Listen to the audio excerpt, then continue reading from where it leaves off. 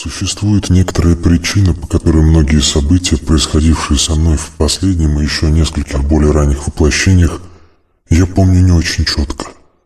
Назовем эту причину травмой ментального тела. Как правило, происходящие с человеком события затрагивают его физическое тело, часто эфирное и реже астральное. Ментальные взаимодействия очень редки, так как плотность ментального тела обычного человека подобна облаку.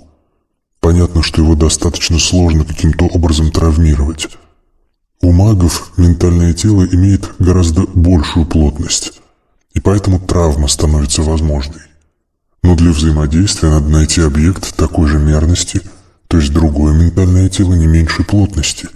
Нужен второй маг того же уровня. При этом оба мага должны стремиться к соударению, что достаточно сложно себе представить. Моя ментальная травма получена весьма экзотическим способом и связана напрямую с оккультными технологиями Третьего рейха. В своем предыдущем воплощении я родился в аристократической шотландской семье и, согласно традиции семьи, выбрал карьеру военного. После окончания школы летчиков я принял участие в Испанской войне на стороне республиканцев, получил некоторый боевой опыт и во Вторую мировую войну вступил уже в чине капитана королевских ВВС. Одновременно я проходил переподготовку в одной из оккультных лож Ордена Чертополоха.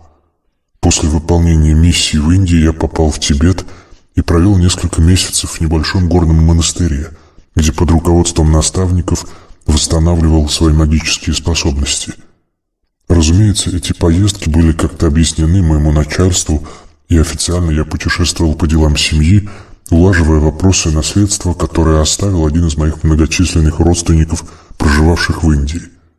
После начала войны я был переведен из авиационной школы, где в качестве инструктора передавал пилотам свой испанский опыт в одной из действующих авиационных соединений.